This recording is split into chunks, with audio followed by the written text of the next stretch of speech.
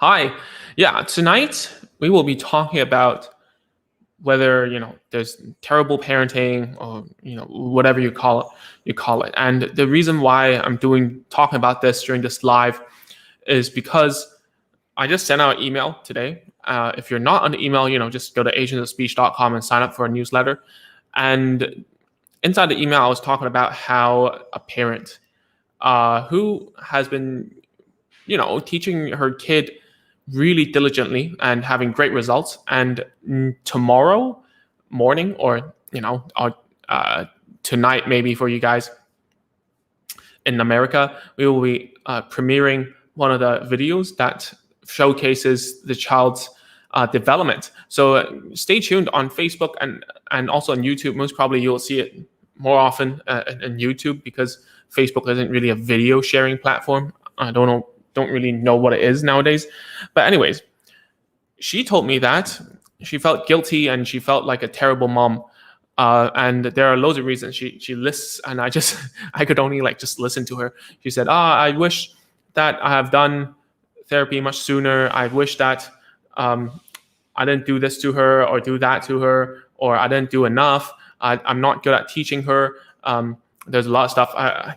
I didn't push her enough, or I made her cry. It's contradicting. It's really contradicting.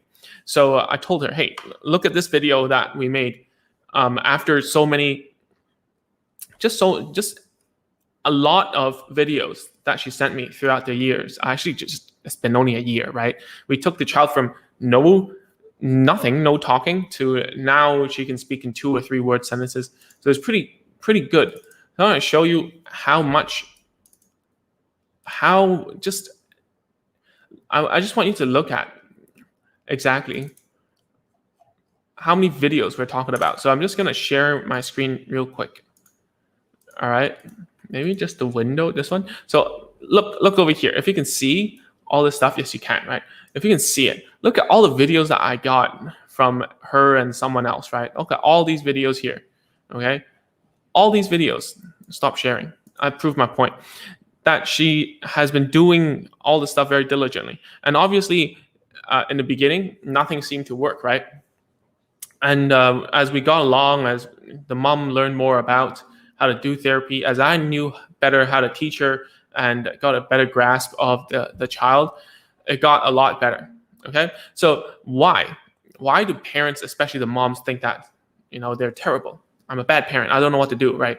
And whereas the dad, who probably isn't watching this, is not watching this because 80% of you guys are women, and I'm okay with that. I'm always working with the mothers more often than the dads, and the reason is because the dads are always less worried. They're always like, it's okay. I mean, like maybe in 4 or 5 they'll start talking, whatever. But the moms will start to be very worried. They're thinking, that's not good enough. I need to do more, and it's that mentality that pushes the mom over like a mental anxiety, right? That they always think, this is not good enough. I'm not doing enough. I'm very tired. They most of the moms that I teach have a job. They also are the housewife, right? Even if they have a helper, right? There are some things that cannot be taken over, right? Such as cooking, such as talking to the child, such as attending to the husband, and so on. You are super busy. Okay, very, very busy, in fact. So sometimes I would think that when a mom says, I'm so guilty, I feel like whatever, I feel very bad because I do a much less than you do. Okay, I do a lot less. All right, I really do, especially in this pandemic where I can't see any children. I really think that, if you're a terrible mom, I'm a horrendous therapist. I'm really bad because I don't spend enough time as much as you do trying to do everything, right? And if you feel like there's some sort of guilt or whatever going on, we can share it inside a Facebook group. There are loads of people in the Facebook group who think the same. Every 2 weeks, a mom says, I feel so guilty. Everyone's blaming me. I should have stopped gadgets, whatever. The therapist just went to the first assessment, and then the therapist just kept on saying, you're not making it hard enough for the child to talk. You need to create communication needs, whatever. we therapists say, right? And that's not cool, I think. And that's because you guys have a lot of pressure. All right. And inside of the Facebook group, every 1 or 2 weeks, as I said, these kind of posts pop up, and then there's a lot of motivational saying, hey, I used to have a lot of guilt, whatever. And even for parents who are having teenager sons and daughters, they have a lot of regret, And I'm saying this so that you look in the future, and I don't want you to feel this way, because even teenagers or adults, the moms will feel like, oh man, if I did this first, then it wouldn't happen now, right? It's always, what they say is that, if you're looking back in time, retrospect, right? Retrospect is 2020, okay? And it's true, and I get that too. If I knew about a certain way of doing something, then I would say, if I did that with that kid at that time, then they would be a lot far further ahead, right? And this happens to everyone, and I guess the only person we tend to blame is ourselves, right? Because even if you choose a therapist who doesn't do a good job, you would blame yourself for choosing that therapist in the first place, right? If there's a therapist who does a good job, then you would blame yourself for not finding him or her sooner. Okay, and by the way, you should really join our Facebook group. I just put the link here so that you'll find it, because we have past 5,000 parents inside. Well, obviously there are some therapists or whatnot inside as well, but most of the time, most people inside are parents. Okay, we make sure that everyone joins. You need to fill in all the questions so that we don't get spammers, okay, or people who PM you or DM you asking for stuff from you, right? So we're here to safeguard that community, okay? And slowly we will move off Facebook somewhere else. I don't know when, but for now, Facebook is serving its purpose. It's great, all right? So what do you do when this happens? Well, I'm not a parent. I'm not a mom. I'm not even a dad, to be honest.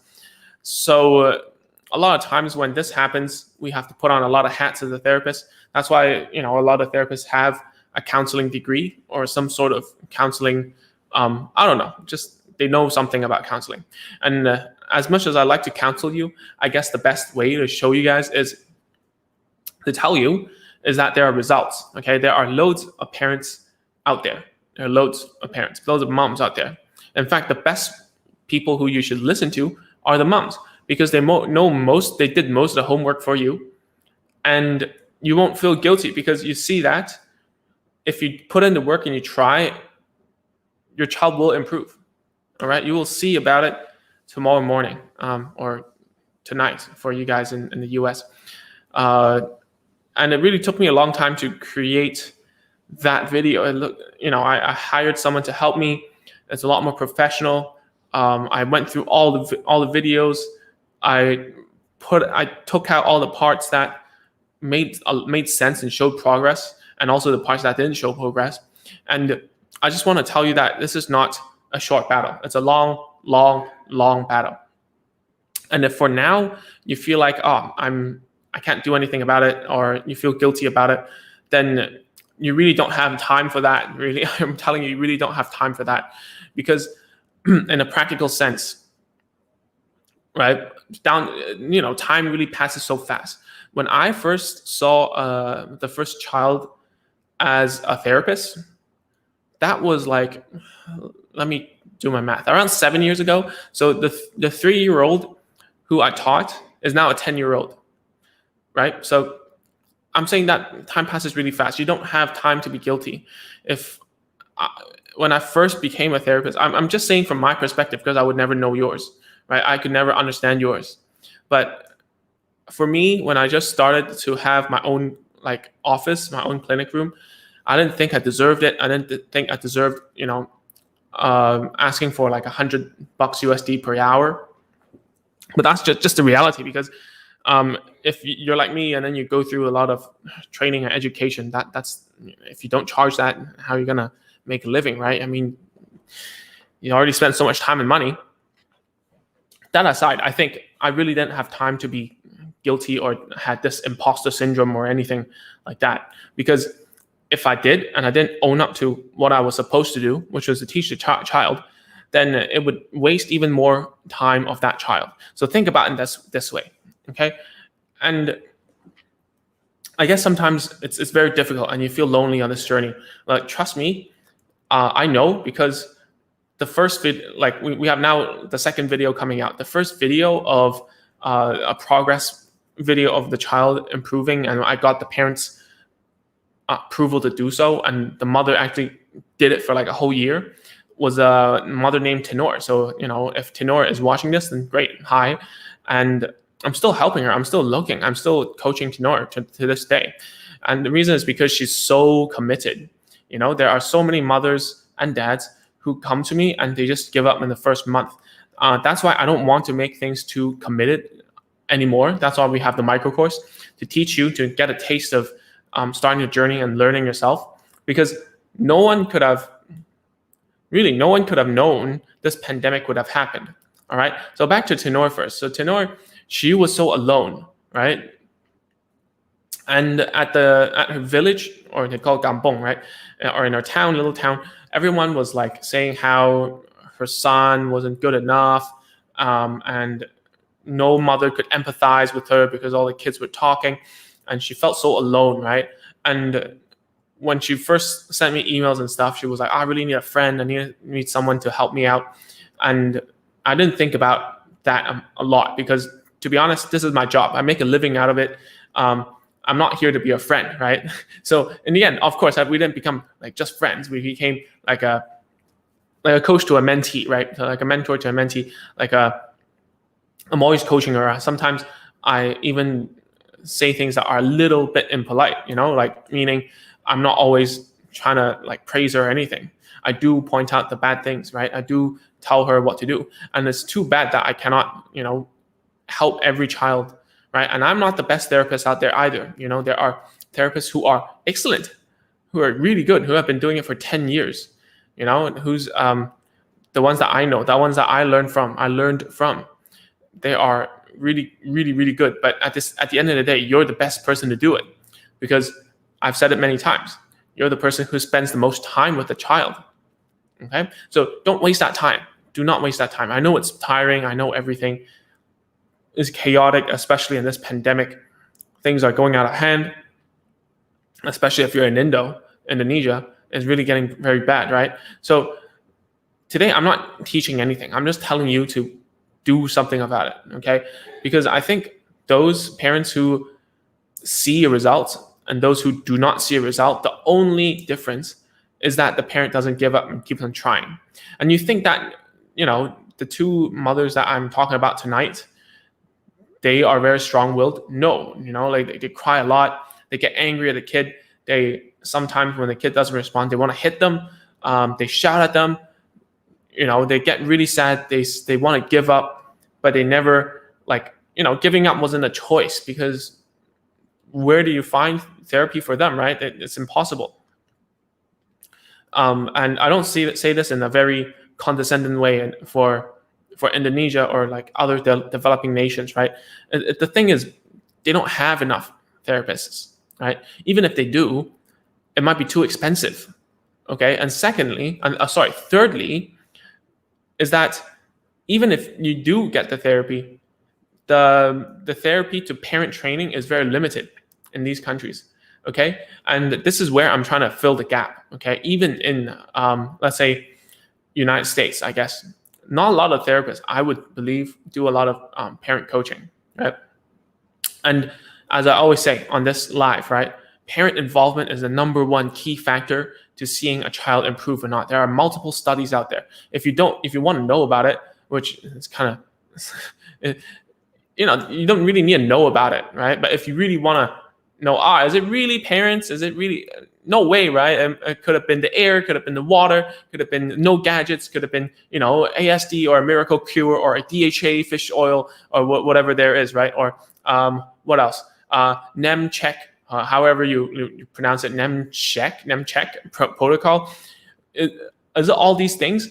I don't think so. It's about you, okay? At the end of the day, it's parent involvement, all right? Therapists come like second or third, I guess, I really think I'm not that important. If I can tell you what to do and for you to understand why you're doing it, and have a way of teaching a child anything, I don't think I need to be here, okay? Or any therapist needs to be here, okay? And we need to make this knowledge as much as available as possible, right?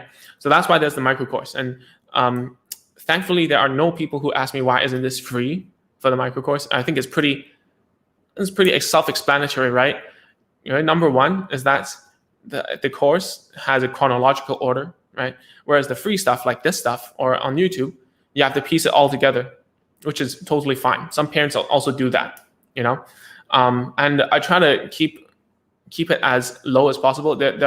I don't want to compare myself to other therapists online, who obviously the price point is very different. Mine is a lot lower, and I do this only for a few reasons. Number one is that I want you to give you a taste. I don't want you to commit to something, pay for something, and then you feel like you can't do.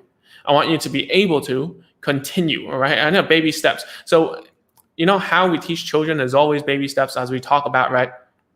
Only 2 reasons why a child can't do something, or any person. Number one, don't want to do it. Number two, don't know how, right? So if I show you too much and overwhelm you, then you don't want to do it anymore, because it looks crazy, yeah? So let me see. I see someone just asked the question. Mohammed asked how much time we should give to a 2 years hearing impaired baby at start. Well, there, you know, as much time as you can, right, Mohammed? But at the same time, it's good that you already know that he or she is hearing impaired at 2. I would say that, you know, always start off with 10 to 15 minutes a day, okay?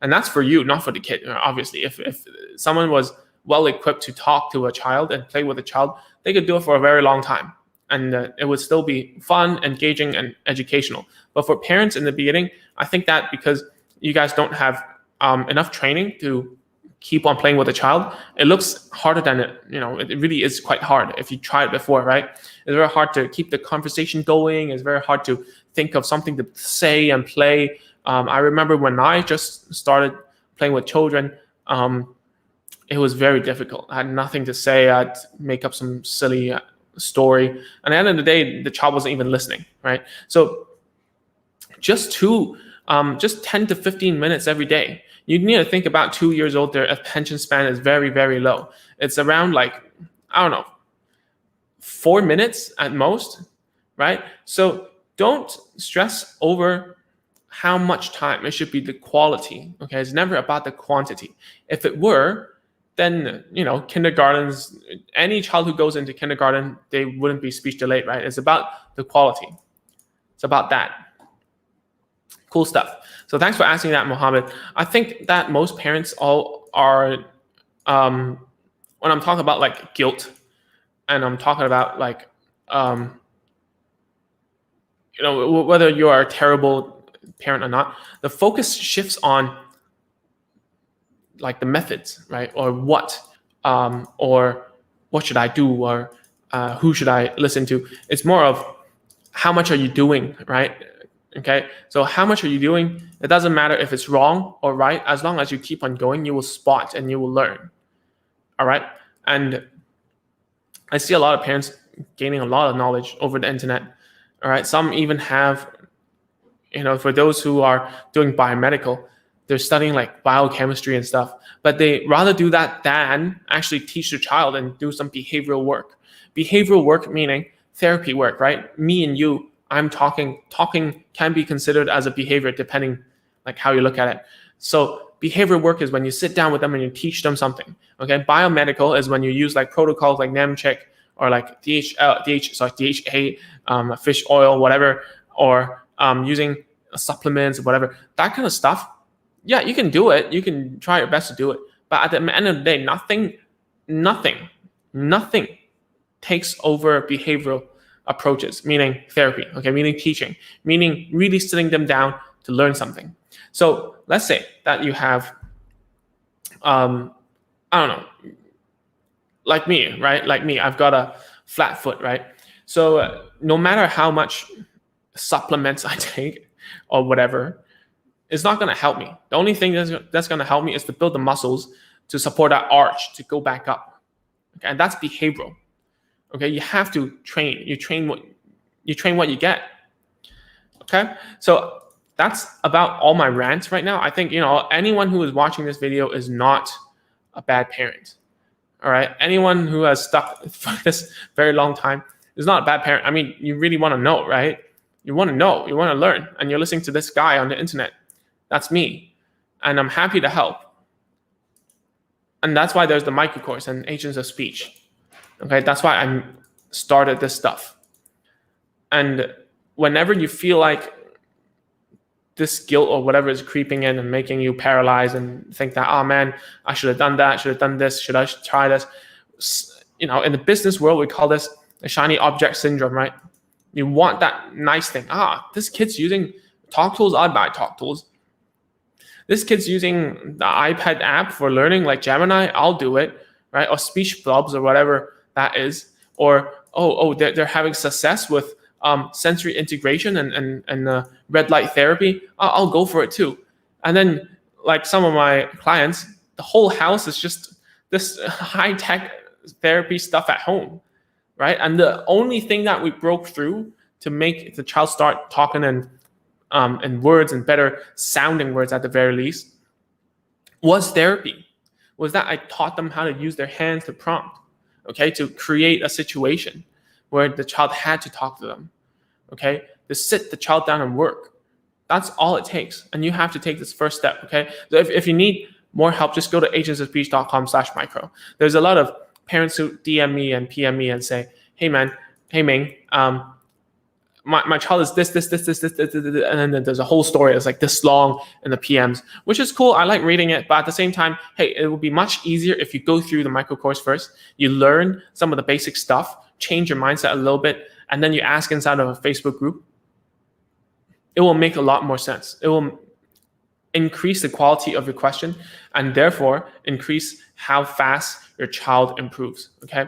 And whenever you're learning anything, it's always about the quality of your questions that dictate how well you learn something. Got it? So that's it. If you want to learn more, just PM me, or if you haven't joined the micro course first, and again, join the Facebook group if you can, because we finally hit 5,000. It's been a year since we started that this little Facebook group, and it's been a year starting this YouTube channel as well. Okay, so thanks for everyone supporting. Thank you for being a subscriber, supporter, whatever you are, and wherever you are as well. I hope you have a great day. Stay safe, and let's try our best to fight through this pandemic, especially if you're in Southeast Asia, that is. And I'm here to help. Okay, that's all I wanted to say today. I know it's been a long rant, and I didn't expect to talk so long about this matter. It's just that too many parents are giving me their stories about this kind of stuff, and I really think that I should try to address it, although not everyone's going to watch this, obviously. So that's all, and I'll see you next Monday. We do this every Monday morning or Sunday night for you guys in the US. That's it, guys. I'll see you soon. Bye-bye.